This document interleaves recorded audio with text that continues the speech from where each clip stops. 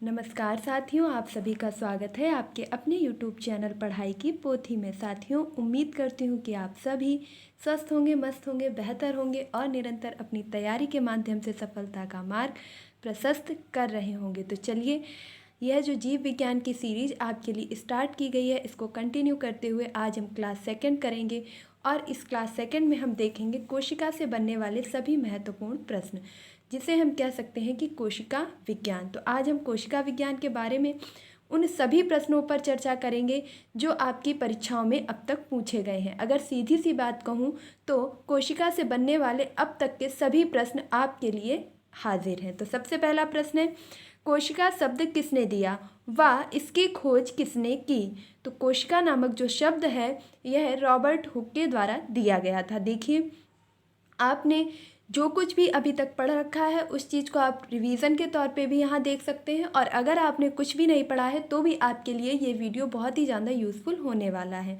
तो कोशिका जो शब्द है वह देने वाले थे वैज्ञानिक रॉबर्ट हुक।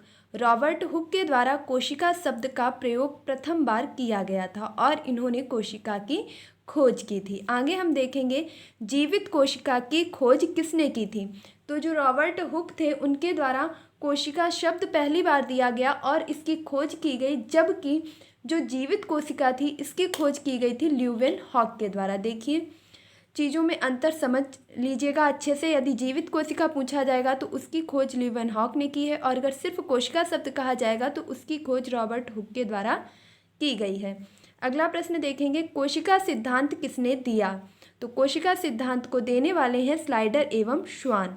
स्लाइडर एवं श्वान के द्वारा कोशिका सिद्धांत दिया गया है। और हम सभी जानते हैं कि जो हमारा शरीर है, इसके बाद जितने भी पादप हैं, इन सभी में कोशिकाएं पाई जाती हैं और हमारा निर्माण भी कोशिकाओं के ही संग्रहण से होता है।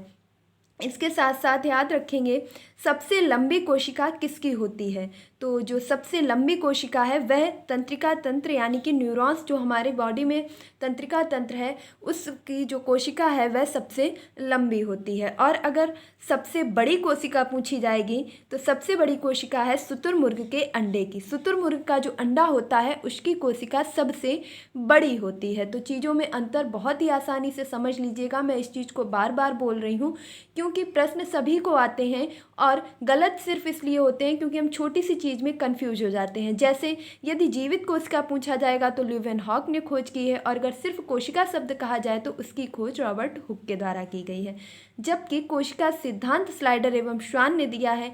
यदि लंबी कोशिका की बात की जाए तो तंत्रिका तंत्र है, और अगर बड़ी कोशिका की बात की जाए तो शुतुरमुर्ग का अंडा है। चलते हैं अगले प्रश्न की तरफ। कोशिका का अध्ययन विज्ञान की किस शाखा में किया जाता है? तो इसके पहले के वीडियो में हमने चर्चा की थी, जैसे इक्तियोलॉजी, पोमोलॉजी में फलों का अध्ययन, इसके बाद आपके ऑर्निथोलॉजी में पक्षियों का अध्ययन। इस प्रकार विज्ञान की अनेक शाखाएं हैं, और मैंने बोला भी था कि अगर आपको इनसे डिटेलिंग में वीडियो चाहिए तो ज़रूर कमेंट बॉक्स में बताइएगा। तो इसी प्रकार जो हमारे रोग हैं या हमारे शरीर में जो भी चीज़ें पाई जाती हैं या ब्रह्मांड में जो चीज़ें पाई जाती हैं, तो प्रत्येक चीज़ का अध्ययन करना ही उसकी शाखा कहलाता है। इसी प्रकार विज्ञान में जो कोशिका का अध्ययन करते हैं उसे साइटोलॉजी के नाम से जानते हैं। तो कोशिका विज्ञान का अध्ययन किस शाखा में किया जाता है? साइटोलॉजी में। और कोशिका को इंग्लिश में साइटो ही बोलते हैं, इसीलिए साइटोलॉजी। तो इस चीज़ को याद रखेंगे। कोशिका की आत्मघाती थैली किसे कहा जाता है? तो जो कोशिका की आत्मघाती शैली कहा जाता है वह कहा जाता है लाइसोसोम को। तो लाइसोसोम क्या है? कोशिका की आत्मघाती थैली। अगला प्रश्न देखेंगे, पादपों में कोशिका भित्ति किसकी बनी होती है? तो जो पादपों में कोशिका भित्ति बनी होती है वह बनी होती है सेलुलोज की। देखिए, मैं एक बात आपको बता दूं कि आप कोशिका के संबंध में कोई भी वीडियो देख लीजिए, कहीं पर भी पढ़ लीजिए, आप 1-1.5 घंटे जब वीडियो वॉच करेंगे उसके बाद आपको जितने भी परीक्षाओं में अब तक के पूछे गए प्रश्न हैं उनकी ज़रूरत जरूर पड़ने वाली है। और जो चीज़ आपको यहाँ कम समय में दी जा रही है, तो अब आप बेहतर समझदार हैं और समझ भी सकते हैं कि आपको किस प्रकार से तैयारी करनी है। तो पादपों में कोशिका भित्ति किसकी बनी होती है? सेलुलोज की। अगला प्रश्न देखेंगे, जंतुओं में कोशिका भित्ति नहीं बल्कि कोशिका झिल्ली पाई जाती है। सबसे पहले तो इस चीज़ में अंतर समझ लें कि जो पादप हैं उनमें कोशिका भित्ति पाई जाती है, लेकिन जो जंतु हैं उनमें कोशिका भित्ति नहीं पाई जाती है, और उनमें कोशिका भित्ति की जगह पाया क्या जाता है तो कोशिका झिल्ली पाई जाती है। अगला देखेंगे, कोशिका झिल्ली लिपिड की बनी हुई अर्धपारगम्य प्रकार की झिल्ली है। अगर आपसे पूछा जाए कि जो पादपों में कोशिका भित्ति है वह तो सेलुलोज की बनी होती है, और यदि जंतुओं में कोशिका भित्ति नहीं पाई जाती, कोशिका झिल्ली पाई जाती है, तो वह किस चीज़ की बनी होती है तो वह बनी होती है लिपिड की। और यह लिपिड क्या होता है तो यह अर्धपारगम्य प्रकार की एक झिल्ली होती है। अगला देखेंगे, कोशिका झिल्ली में प्रोटीन व कार्बोहाइड्रेट पाया जाता है। जो कोशिका झिल्ली होती है उसमें कौन से तत्व पाए जाते हैं तो उसमें पाया जाता है प्रोटीन एवं कार्बोहाइड्रेट। बहुत ही मोस्ट इम्पॉर्टेंट क्वेश्चन है, 2-2 घंटे स्टडी करने के बाद आप इनसे ज़्यादा क्वेश्चंस नहीं निकाल सकते हैं।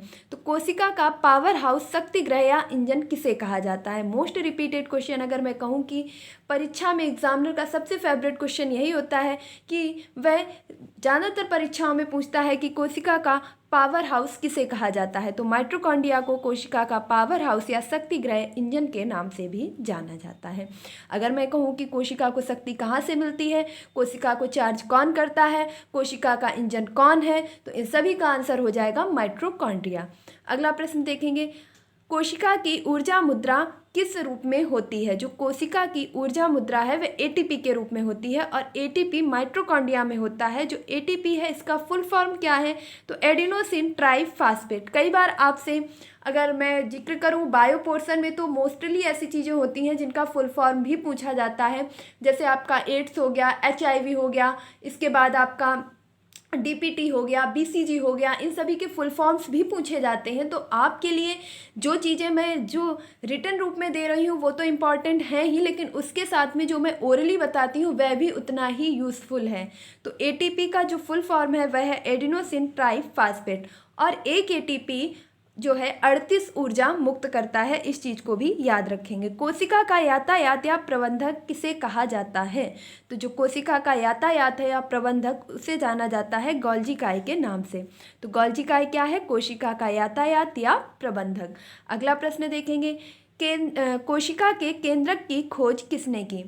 मैंने बहुत ही स्टार्टिंग में बताया था कि कोशिका शब्द रॉबर्ट हुक ने दिया, जीवित कोशिका की खोज ल्यूवेनहॉक ने की, इसके बाद कोशिका सिद्धांत स्लाइडर स्वान ने दिया।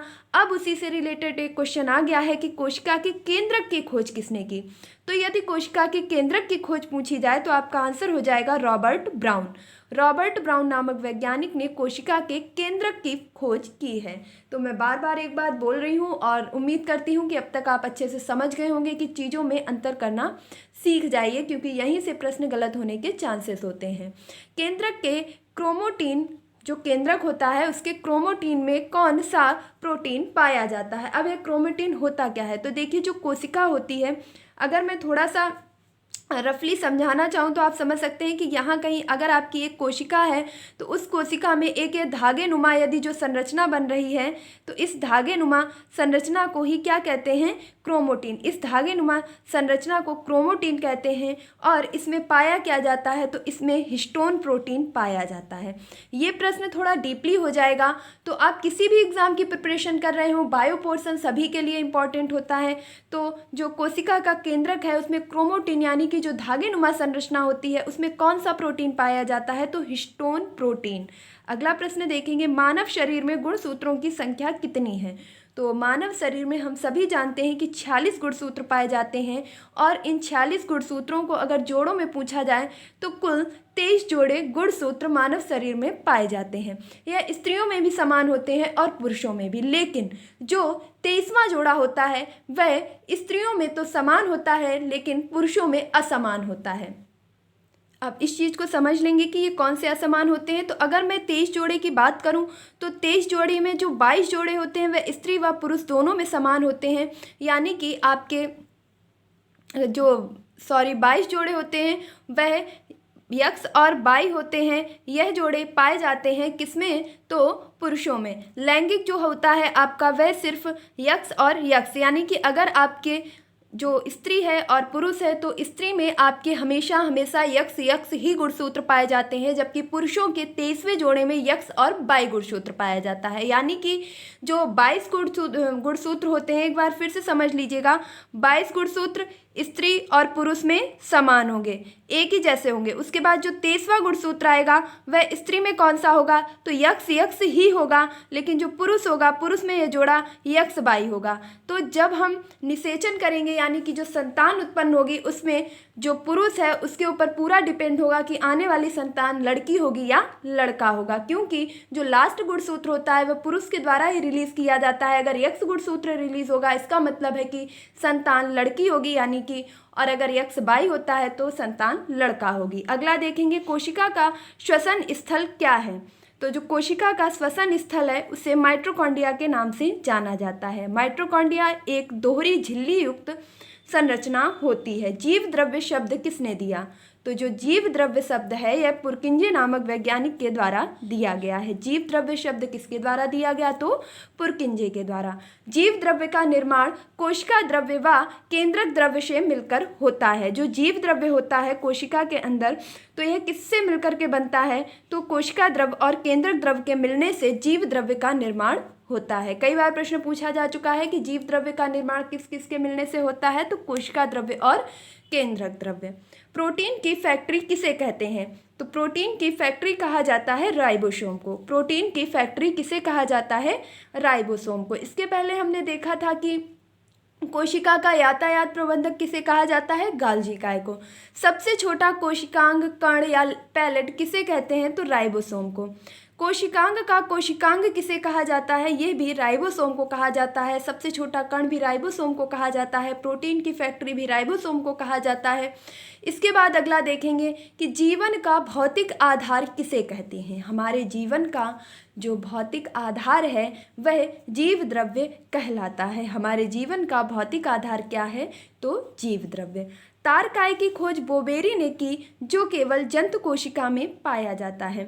देखिए, जो तारकाय हैं इनकी खोज किसके द्वारा की गई, तो बोबेरी के द्वारा की गई, और यह किसमें पाए जाते हैं, तो केवल जंतु कोशिकाओं में। इस प्रश्न से आप सिर्फ इतना याद रखेंगे, क्योंकि प्रश्न आपसे पूछा जा चुका है कि तारकाय की खोज बोबेरी ने की, केवल जंतु कोशिकाओं में पाया जाता है। प्रश्न था कि तारकाय किन कोशिकाओं में पाया जाता है, पादप कोशिकाओं में, जंतु कोशिकाओं में या मानव कोशिकाओं में। तो इस प्रकार से आपका आंसर हो जाएगा कि जो तारकाएं हैं यह केवल तारकाओं में जो पाई जाती है कोशिका, वह केवल जंतु कोशिकाओं में पाई जाती है। अगला प्रश्न देखेंगे, माइटोकॉन्ड्रिया की खोज अल्टमैन ने की, इसे बेंडा ने नाम दिया माइटोकॉन्ड्रिया। अगर आपसे पूछा जाए कि माइटोकॉन्ड्रिया जो कि कोशिका का शक्ति ग्रह है, ऊर्जा ग्रह है, इसकी खोज किसने की, तो इसकी खोज की है अल्टमैन ने। जबकि माइटोकॉन्ड्रिया नाम किसने दिया है, तो ये दिया है बेंडा नामक वैज्ञानिक ने।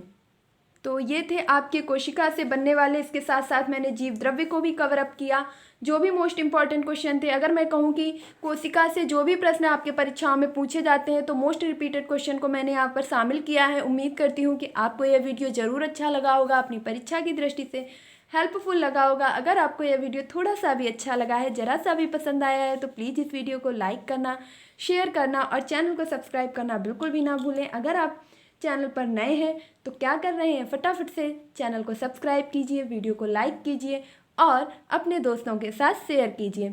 इस छोटे से प्लेटफॉर्म को बड़ा बनाना अब आपके हाथों में है। तो उम्मीद करती हूँ कि आपने अभी तक पढ़ाई की पोथी को जरूर सब्सक्राइब कर लिया होगा। मिलती हूँ अपने नेक्स्ट वीडियो में, तब तक के लिए खुश रहिए, मस्त रहिए, पढ़ाई में निरंतरता बनाए रखिए, अपने माता पिता और गुरुजनों का सम्मान कीजिए। धन्यवाद।